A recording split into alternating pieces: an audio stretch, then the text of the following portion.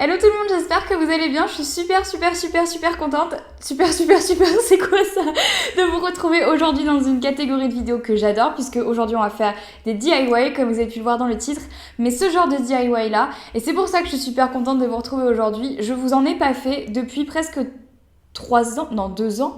Enfin, la dernière fois que j'ai fait une vidéo comme ça, je vivais encore chez ma maman. Donc autant vous dire que là, ça commence à faire un petit moment déjà. Comme vous avez pu le voir dans le titre, aujourd'hui, on se retrouve pour faire ensemble 4 masques pour le visage à la maison. Donc avec des produits qu'on a toutes dans notre placard, dans notre frigo. Et également, je vous l'ai pas mis dans le titre, mais on va faire aujourd'hui un petit exfoliant à faire justement juste avant les masques. Donc on se retrouve avec un exfoliant maison et 4 masques maison pour quasiment tout type de peau. En tous les cas, je vous précise ça tout au long de la vidéo. Vous allez voir, c'est super fun à faire. En tout cas, moi, j'ai vraiment aimé faire cette vidéo. J'espère qu'elle va vous plaire et qu'elle va vous aider. Et je vous retrouve juste après. On commence tout d'abord avec l'exfoliant qui lui est à base de citron et de miel. Donc rien que pour ça, vous n'avez pas besoin de grand chose, hein. Un demi-citron, donc là ça va.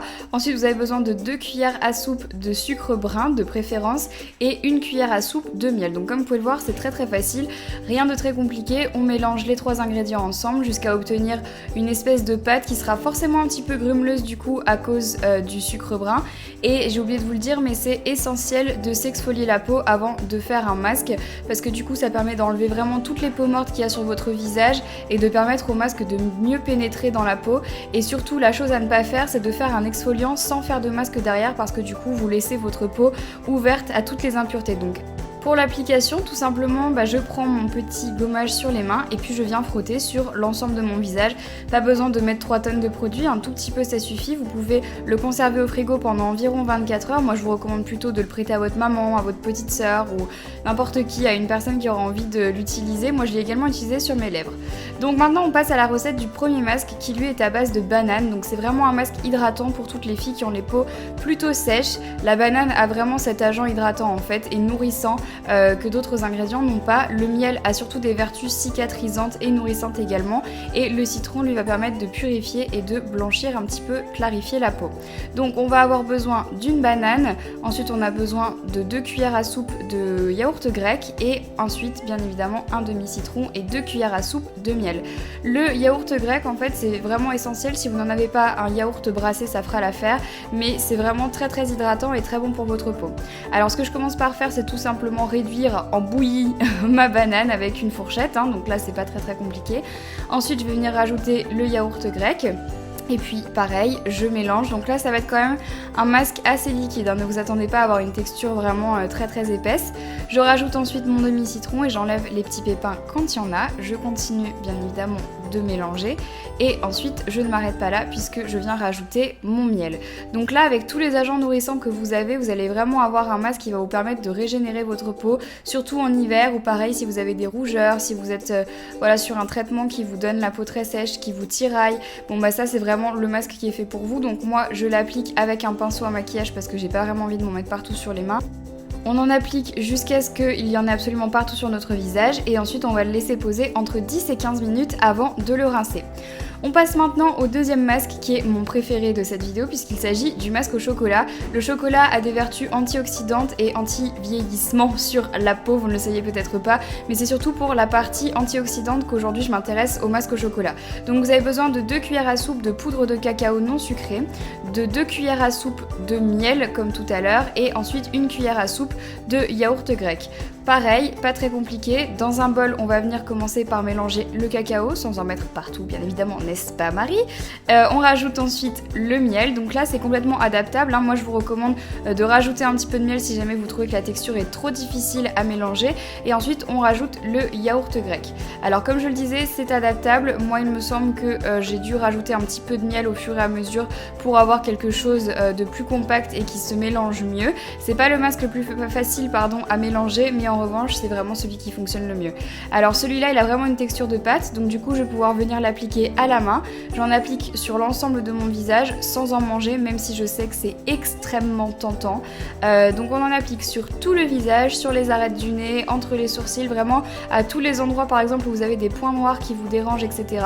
Et là le masque on va le laisser poser entre 15 et 20 minutes avant de venir le rincer et vraiment c'est un supplice de pas le manger, je vous assure, parce qu'il sent vraiment trop bon et c'est super agréable d'avoir une odeur de chocolat, je trouve, sur le visage en tant que masque. Je trouve ça vraiment plutôt pas mal.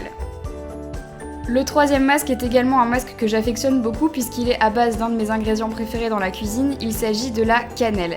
Alors la cannelle, pareil, ça a vraiment des vertus antioxydantes et régénérantes pour la peau et surtout purifiantes. Donc on va se servir de 2 cuillères à soupe de poudre de cannelle et de 2 cuillères à soupe de miel. Donc là vraiment les ingrédients ne sont pas compliqués à avoir chez soi, c'est très facile. Dans un bol on mélange la cannelle avec le miel tout simplement, donc comme vous pouvez le voir c'est pas cher à faire, c'est facile et c'est très abordable. Ensuite on mélange avec une cuillère de manière à avoir une jolie texture. Pareil, n'hésitez pas à rajouter du miel si vous n'êtes pas sûr de la texture.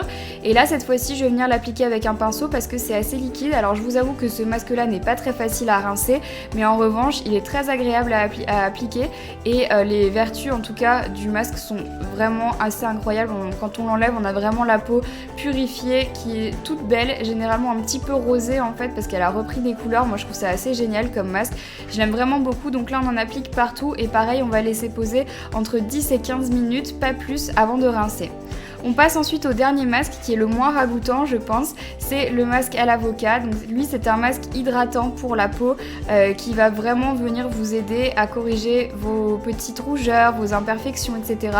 Donc pour ça on va avoir besoin de 2 cuillères à soupe de miel et un avocat. Donc je vous assure que le masque à l'avocat comme ça peut paraître pas super, mais l'avocat pour la peau ça marche vraiment super bien, surtout au niveau de l'hydratation et de la régénération de la peau. Donc pas compliqué, je vais venir tout simplement écraser mon avocat avec une fourchette et je rajoute ensuite le miel. C'est vraiment très facile à faire comme vous pouvez le voir. Effectivement c'est pas très joli, on n'a pas vraiment envie de le manger, pas comme le masque au chocolat, mais pourtant il marche très bien. Donc du coup je l'applique pareil avec un pinceau à maquillage, j'en applique partout, il faut quand même en mettre une couche assez épaisse, donc revenez-y plusieurs fois et ensuite je vais laisser poser entre 10 et 15 minutes sur ma peau avant de rincer.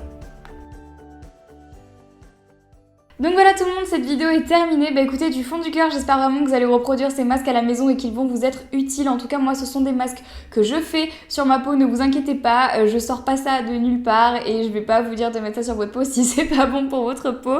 Mais en tout cas, vraiment, j'espère que ça va vous aider. Vous avez vu, ce sont vraiment des recettes qui sont faciles à faire et qui sont surtout pas très chères quand on voit le prix des masques qu'on peut acheter en parapharmacie, sur internet ou de plus grandes marques. En fait, mon but de cette vidéo, c'était vraiment de vous faire des masques pas chers et qui fonctionnent et qui sont surtout hyper naturels, on sait ce qu'il y a dedans. Donc encore une fois, j'espère que cette vidéo vous a plu. Si jamais vous reproduisez un de ces masques, n'hésitez pas à me la tweeter ou à me la mettre sur Instagram avec le hashtag EnjoyMask. J'aimerais trop voir vos petites bouilles avec un masque que vous avez fait dans cette vidéo, ça me ferait très trop, putain, aujourd'hui je n'y arrive plus. Ça me ferait trop plaisir de voir ça en tout cas. Mais écoutez, sur ce, je vous embrasse très fort, je vous fais plein de gros bisous, je vous aime très fort, merci encore une fois d'être de plus en plus nombreux à vous abonner à ma chaîne YouTube. Et puis sur ce, je vous fais plein de gros bisous encore et je vous dis à très bientôt. Bye bye.